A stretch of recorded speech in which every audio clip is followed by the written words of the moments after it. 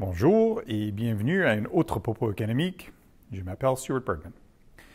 Le commerce international a commencé 2022 en force, déterminé à mettre fin à 2 ans de pandémie. On connaît la suite. Le volume des exportations mondiales a gagné plus de 4 % durant les 6 premiers mois de l'année, malgré les perturbations persistantes ayant touché les chaînes d'approvisionnement et l'impact de l'invasion russe en Ukraine. Aujourd'hui, on s'attend à un repli du commerce international d'ici la fin de l'année, et ce, pour plusieurs raisons. L'intervention ciblée des banques centrales visant à faire redescendre l'inflation de son pic en près de 40 ans. Les défis grandissants de l'Europe cet hiver sur le plan énergétique et le maintien de la politique zéro COVID en Chine. Face à cette conjoncture, on prévoit un recul de la croissance de l'économie mondiale à un fragile taux de 2,2 % en 2022 et à tout juste 2,6 % en 2023. Et les perspectives pour les exportations canadiennes s'annoncent tout aussi moroses. Durant les 8 premiers mois de l'année, les exportations canadiennes de biens ont fait une formidable bond de 27 % par rapport à l'année précédente. Toutefois, une analyse plus détaillée met en lumière 2 constats au sujet de cette performance. Le premier, cette belle progression montre la faiblesse des exportations de biens en 2021, alors toujours éprouvée par les effets persistants de la pandémie. Le second, les exportations d'énergie, qui représentent d'habitude 25 % des exportations de biens du Canada, ont bondi de près de 80 % durant les 8 premiers mois de 2022, portés par la montée des cours de l'énergie, elle-même alimentée par l'invasion russe en Ukraine. En prenant note de ces 2 constats, cette augmentation de la croissance devient moins impressionnante. Une analyse des exportations canadiennes de services met en lumière une dynamique semblable. La solide croissance de 16 % depuis le début de l'année ne dresse pas un portrait fidèle de la situation. En fait, par rapport aux exportations des biens, les exportations de services ont été davantage pénalisées par les contrôles à la frontière liés de la COVID-19, les politiques de vaccination et les quarantines obligatoires. Ces mesures ont maintenu à des niveaux artificiellement bas l'activité de transport et de voyage, 2 segments clés des exportations de services. La plupart des pays, dont le Canada, ont désormais assoupli ou supprimé ces restrictions.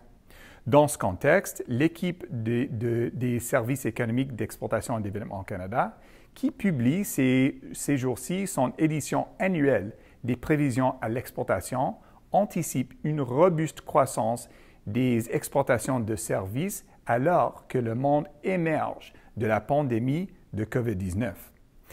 Après un bond de 18 %, la croissance des exportations canadiennes devrait atteindre 26 % en 2022 avant de glisser à moins de 4 % en 2023. L'an prochain, les exportations d'énergie seront moins dynamiques en raison d'un recul des cours. Ce recul sera causé par une détente de l'activité économique mondiale et une diminution des principaux risques entourant la guerre en Ukraine. Les exportations du secteur forestier freineront aussi la croissance des exportations étant donné la chute des cours et la baisse du nombre des mises en chantier aux États-Unis, attribuables à des taux d'intérêt plus élevés. À l'inverse, le secteur agricole profitera d'une saison des récoltes exceptionnelle alors que les exportateurs d'engrais augmentent leur capacité de production, leurs concurrents russes et biélorusses étant toujours visés par des sanctions. Quant à l'industrie automobile, elle pourra finalement considérer comme une chose du passé les perturbations ayant touché la chaîne d'approvisionnement. Depuis 2 ans, l'envolée des prix a stimulé de façon substantielle la croissance des exportations canadiennes grâce à l'accélération de l'inflation, les bouleversements liés à la pandémie et la congestion des chaînes d'approvisionnement. Pourtant, la contribution de la hausse des prix aux perspectives pour les exportations devrait diminuer. En 2021, l'augmentation des prix a contribué à près de 16 % de la croissance. En 2022, cette contribution devrait passer à 22 % à la faveur de la progression du cours des produits de base en début d'année. À mesure que les préoccupations entourant l'offre se dissipent et que l'action est mise sur la vivacité de la demande mondiale, on devrait réaliser des gains du côté des volumes en 2023.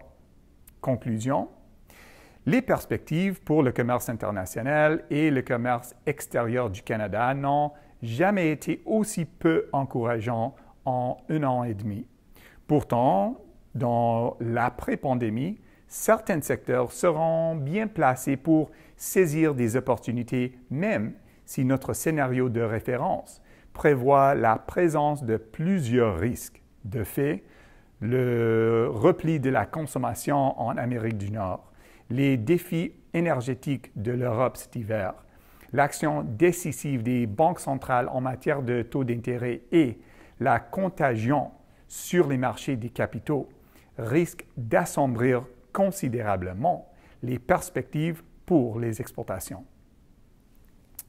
Cette semaine, tous nos remerciements à Ross Persikowski, directeur du Centre d'information économique et politique de DC, pour sa contribution. Les services économiques de DC vous invitent à leur faire part de vos commentaires. Si vous avez des idées de sujets à nous proposer, s'il vous plaît, n'hésitez pas à nous les communiquer et nous ferons de notre mieux pour les traiter dans une édition future du Propos. Merci et à la prochaine!